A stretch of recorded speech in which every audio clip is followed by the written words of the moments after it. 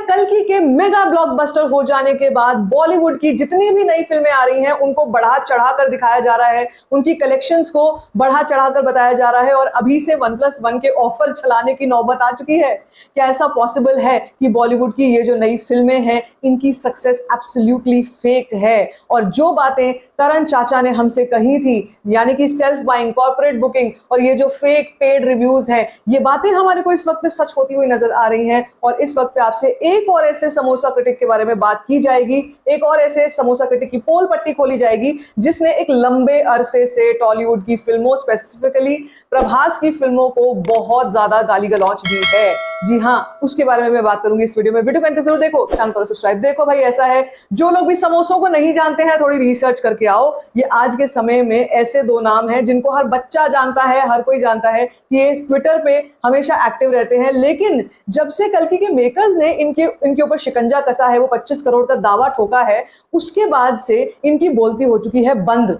क्योंकि उससे पहले ये जमकर कल्कि के ऊपर इल्जाम पर इल्जाम लगाते चले जा रहे थे। लेकिन जैसे कि सबको पता ही है कि नाग अश्विन वैजयंती नेटवर्क ने सोच लिया कि भैया इस बार ऐसे लोगों को छोड़ना नहीं है, और एक तरीके से बिल्कुल कंबल लपेट के कुटाई करने वाली उन्होंने सामने छवि जो है वो तैयार करी। और इसका मतलब ये है कि जितने भी छोटे मोटे समोसे थे वो भी सब डर के बैठे कि भाई साहब, अगर अब हम नेगेटिव या फिर फेक रिव्यू देंगे, इस तरीके के ब्लाइंड आर्टिकल्स देंगे तो छोड़ा नहीं जाएगा। और भी जितनी साउथ की फिल्में इस साल में आ रही हैं उनको भी लपेटे में, वो भी हमारे को लपेटे में ले सकती है। तो यहां पर एक मैसेज साफ तौर पर चला गया।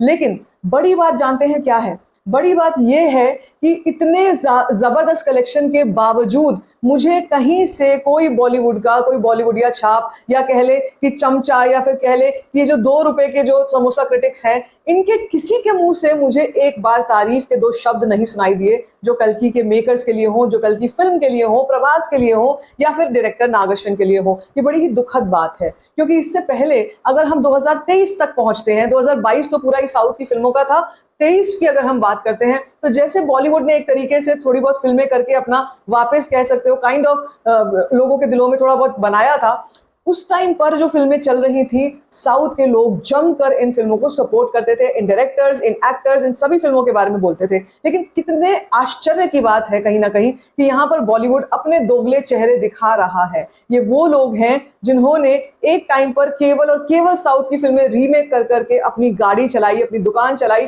और उसके बाद आज के समय में जब तेलुगु फिल्में इतना ज्यादा नाम रोशन कर चुकी है, जब एक्टर्स इतने बड़े हो चुके हैं, डायरेक्टर्स इतने बड़े हो चुके हैं, तो यहाँ पर कुछ लोगों को मिर्ची लगना स्टार्ट हो गई है। लोग ये बातें करना स्टार्ट कर चुके हैं कि ये सारी जितनी भी साउथ की फिल्में होती हैं वो इनमें एक जैसा कंटेंट होता है, मारधाड़ होती है, एक लात मार के बंदे को हवा में उड़ा रहे हैं, ये कौन सा कंटेंट है? तो भाई मुझे कोई ये बता दे कि आपकी फिल्में, अगर मैं बात करूं स्पेसिफिकली नाम लूं, तो इस साल में जितनी भी 2-4 फिल्में धर्मा की आई है, इसमें कौन सी एक फिल्म है जिसमें थोड़ा सा भी इंसान ने दिमाग लगाया हो? ए वतन मेरे वतन, करण जौहर की फिल्म आई थी इस साल में, इतनी घटिया फिल्म थी वो।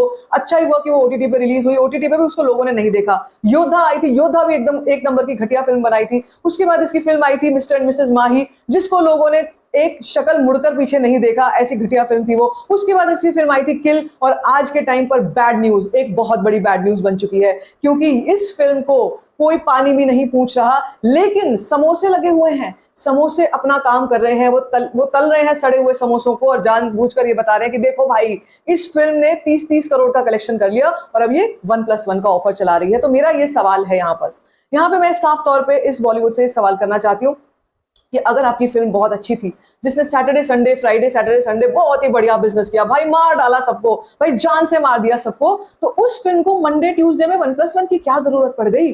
क्या हो गया ऐसा? थोड़ा सा इंतजार कर लो, फिर फ्राइडे सैटरडे संडे आएगा, फिर तो फिल्म को चढ़ना ही चाहिए। अगर फिल्म वाकई बहुत अच्छी है तो उस फिल्म को वापस से चढ़ना ही चाहिए। तो अब ऐसी क्या जरूरत आन पड़ी है कि अभी से तृप्ति डिमरी की फिल्म, यानी कि बैड न्यूज, ये 1+1 का ऑफर चला रही है? कुछ लोगों का ये कहना है कि भाई जितने भी यंगस्टर्स हैं, जितने भी कॉलेज गोइंग लड़के लड़कियां हैं, उनको ये फिल्म बड़ी पसंद आई होगी, इसका कंटेंट बड़ा पसंद आया होगा। तृप्ति डिमरी एक ही चीज के लिए मशहूर है, वो चीज जमकर है इस फिल्म में, तो वो चीज जमकर दिखाई गई है, इसलिए लोग जाएंगे इस फिल्म को देखने। लेकिन अगर जाएंगे ही तो ये 1+1 की जरूरत क्या है? क्या जरूरत है करण जौहर को अपनी ही जेब से एक और टिकट खरीद कर लोगों को वो टिकट देने की कि भैया आओ और मेरी फिल्म को देखो? ये कौन सी मनी लॉन्ड्रिंग चल रही है यहाँ पे, जहां पर खुद ही अपनी सेल्फ बाइंग कर करके और यहाँ पर ये दिखाया जा रहा है कि देखो कलेक्शन कितनी बड़ी हो गई है। अब देखो मैं आपको ये बताऊं, मंडे को एक मेजर ड्रॉप इस फिल्म ने लिया, हर फिल्म लेती है, लेकिन इस फिल्म का जो ड्रॉप था वो 11 करोड़ से सीधा 3 करोड़ पर आ गया, सीधा 3 करोड़ पर आ गया था। और अगर हम बात करते हैं आने वाले और दिनों की, तो भाई ये 2-3 करोड़ में ऐसे ही ये नीचे खेलता रहेगा, 1 करोड़ तक पहुंच जाएगा। इस फिल्म की जो कलेक्शन है वो थर्सडे या फ्राइडे की 1-1.5 करोड़ से ऊपर नहीं जाने वाली है। तो इसका मतलब ये है कि अब ये फिल्म ज्यादा चढ़ने वाली नहीं है, क्योंकि ऑडियंस भी जो है, यंग ऑडियंस भी जो है, उसने भी इस फिल्म को पूरी तरीके से रिजेक्ट कर दिया है। देखो मेरा यहाँ पर ये मकसद नहीं आपको बताना कि इस फिल्म ने, कौन सी फिल्म ने, करण जौहर की या बॉलीवुड की कौन सी फिल्म ने घटिया बिजनेस किया। यहाँ पर ये बताने की बातचीत हो रही है, कोशिश हो रही है कि जब फिल्म अच्छा बिजनेस नहीं कर रही, जब फिल्म अच्छी नहीं है, तो उसको बढ़ा चढ़ाकर क्यों बताया जा रहा है, क्यों ऑडियंस को गुमराह किया जा रहा है, क्यों यही लोग हैं जिन्होंने कल्कि के टाइम पर कुछ नहीं बोला था, क्यों ये लोग हैं जिन्होंने उस वक्त पर समोसों को समोसे दिए थे और उन्होंने कल्कि की कलेक्शंस को फेक बताया था। यहाँ पर सवाल ये खड़ा होता है कि क्यों ये नेक्सस वुड अपना जाल बुन रहा है, क्यों?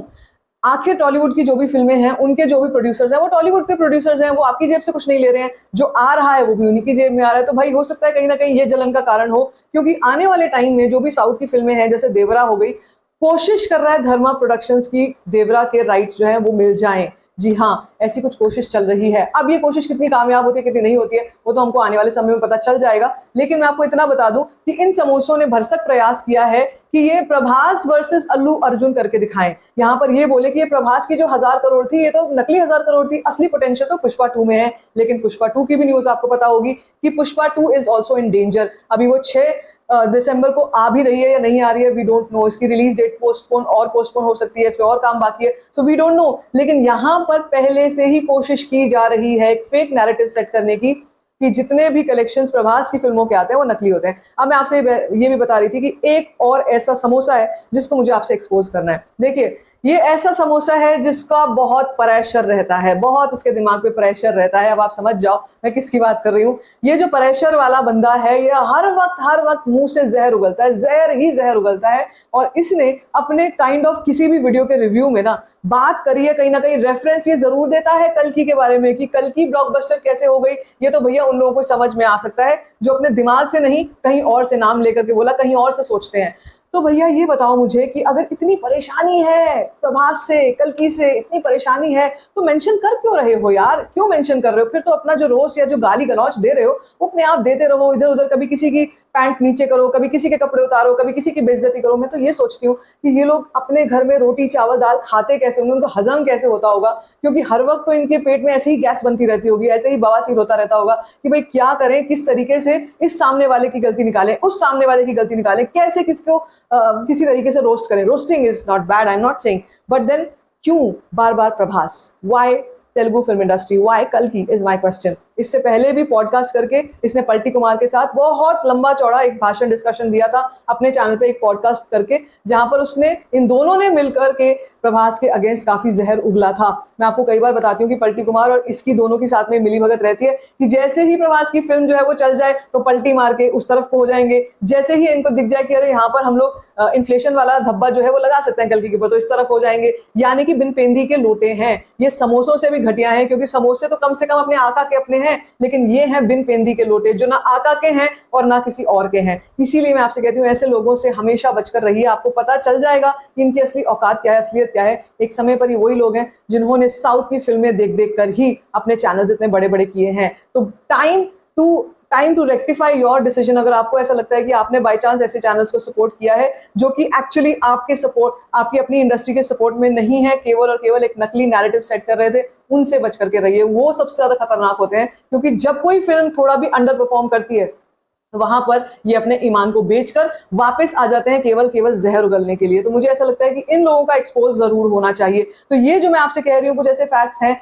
जिनके ऊपर अभी भी पॉन्डर करना जरूरी है। बात रही कलेक्शंस की, तो भैया कल्कि तो है वो 1100 करोड़ फिर करके मानेगी और उसके आगे भी हो सकता है कहां तक जाएगी। लेकिन फिलहाल नंबर जो है अपने वीकडेज वाले चल रहे हैं, नंबर जो है अपने वीकडेज वाले ही जैसे होते हैं वही एक ड्रॉप के साथ चल रहे हैं। मगर आपको मैं ये बता दूं, अभी तक कल्कि के मेकर्स ने ना तो कोई 1+1 चलाया है, ना कोई 129 रुपीज चलाया है, ना कोई 99 रुपीज चलाया है, ना कोई 150 रुपीज चलाया है फ्लैट टिकट का ऑफर आज भी without any this kind of propaganda, any this kind of gimmickry, अभी भी कल की एक ऑर्गेनिक कलेक्शन उठा रही है, चाहे कितनी भी हो लेकिन वो ऑर्गेनिक कलेक्शन है। कम से कम ये 1+1 वाले फेक या फिर 99 रुपीज वाले फेक ऑफर्स चलाने की कल की को अभी तक कोई जरूरत पड़ी नहीं है। That's a great news. तो क्या लगता है आपको कल की कहां तक पहुंचने वाली है? और ये जो बॉलीवुड के 1+1 है, ये जो 1+1 वाले ऑफर्स हैं, इनके बारे में आपको क्या लगता है, इनकी सच्चाई क्या है? Let me know in the comment section. बाकी like this video, give it a thumbs up, don't forget to share it and don't forget to subscribe to my channel. It is first